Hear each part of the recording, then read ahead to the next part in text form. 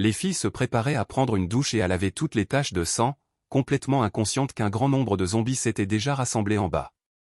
En ce moment, une femme suppliait la police de ne pas tirer, espérant qu'il pourrait sauver son enfant infecté. Cependant, son enfant avait déjà été contaminé par le virus zombie.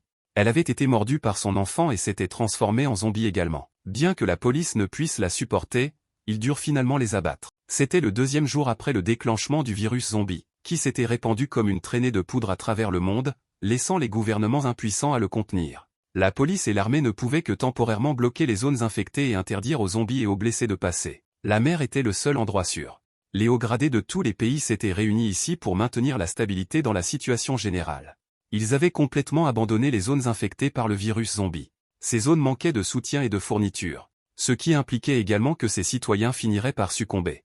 Cette décision a suscité beaucoup de mécontentement et les gens ont commencé à manifester, soupçonnant que le virus était une arme biologique développée par certains pays. Les émeutes sont devenues de plus en plus violentes. Finalement, certaines personnes ont même perdu la raison.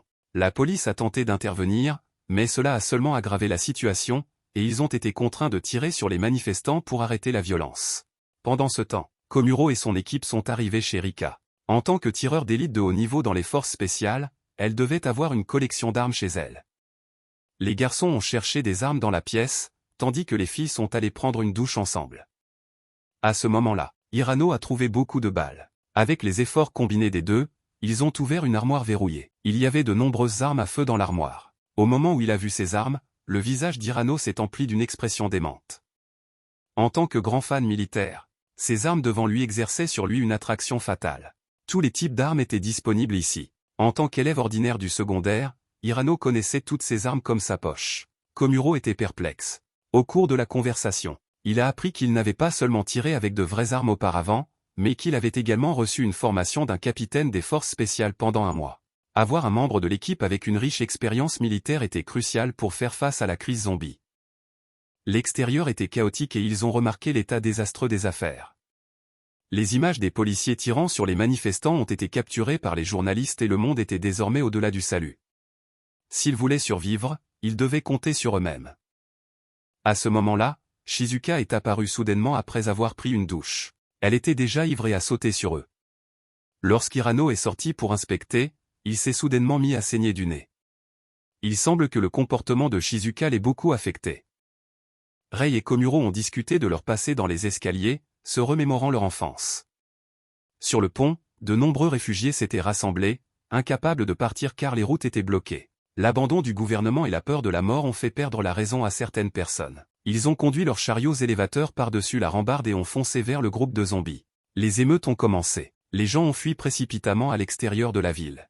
En regardant les hordes de zombies, Komuro réalise que le véritable test ne fait que commencer. Un homme dans la rue laisse tomber accidentellement une balle en la chargeant. Au moment où il s'apprêtait à les ramasser, une horde de zombies lui est tombée dessus.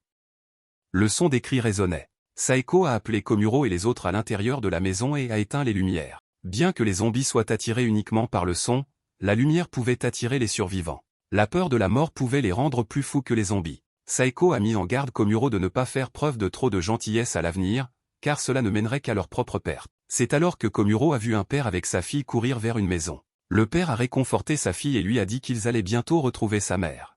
Ensuite, il a frappé à la porte de la maison, espérant que la personne à l'intérieur les laisserait entrer. Cependant, les personnes à l'intérieur de la maison ont ignoré le père et la fille à l'extérieur. Même si l'homme demandait seulement que sa fille entre. Il a été impitoyablement refusé. L'homme a levé une clé à molette et a menacé les personnes à l'intérieur que s'ils n'ouvraient pas la porte, il la forcerait.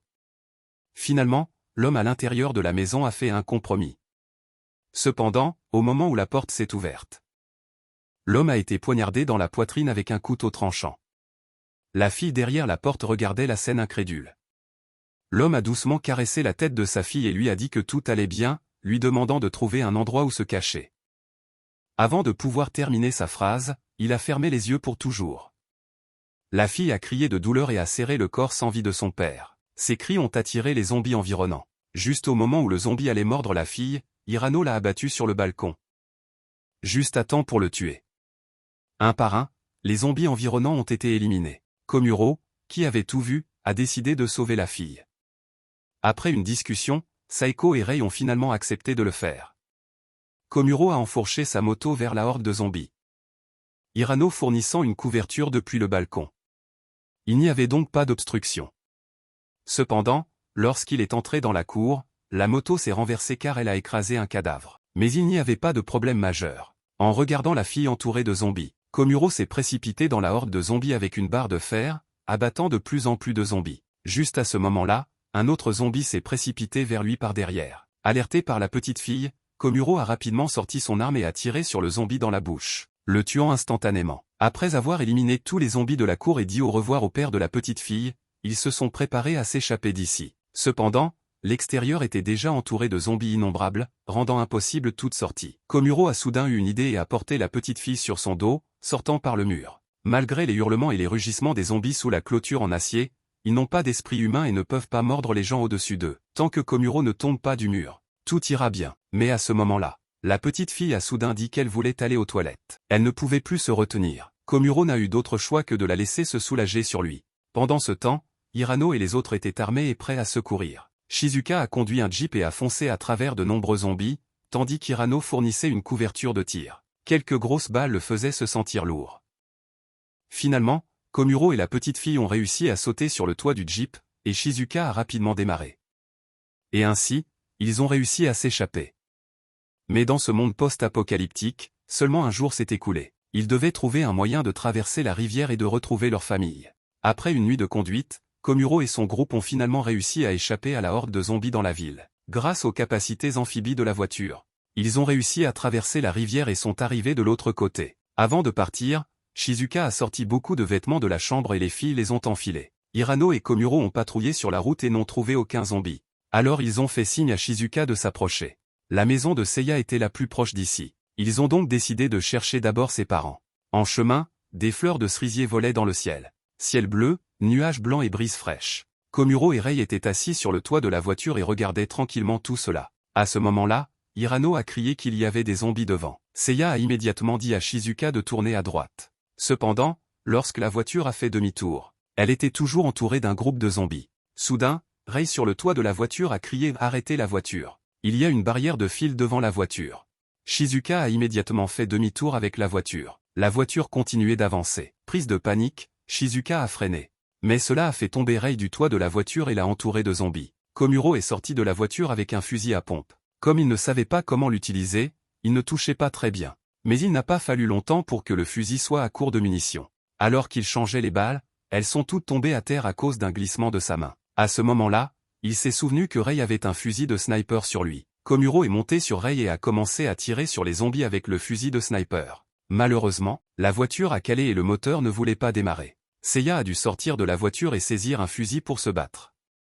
Le groupe a combattu avec acharnement toute la journée et a fini par manquer de munitions. Pour sauver leurs compagnons, Komuro et Saeko se sont précipités hors de la horde de zombies, espérant attirer les zombies par le son afin que les autres puissent s'échapper. Cependant, il y avait simplement trop de zombies et ils ne pouvaient pas tous les attirer. Se rendant compte qu'ils ne pouvaient pas s'échapper, Hirano envisageait de jeter la petite fille hors de la clôture en fil d'acier, mais la fille a refusé. Quand son père mourait, il avait la même expression qu'Hirano. Juste au moment où Hirano s'apprêtait à la jeter, un groupe d'hommes lourdement armés est apparu de nulle part. Ils étaient équipés d'armes spéciales et ont repoussé tous les zombies. En même temps, ils ont secouru les personnes piégées. Alors que Shizuka les remerciait, la personne devant eux a enlevé son masque. C'était la mère de Seiya. Seiya a couru avec enthousiasme et a vu que tout le monde était en sécurité, alors Komuro a soupiré de soulagement. Mais la situation de leur côté était terrible. Komuro a décidé de retourner de l'autre côté et de trouver un moyen de retrouver les autres.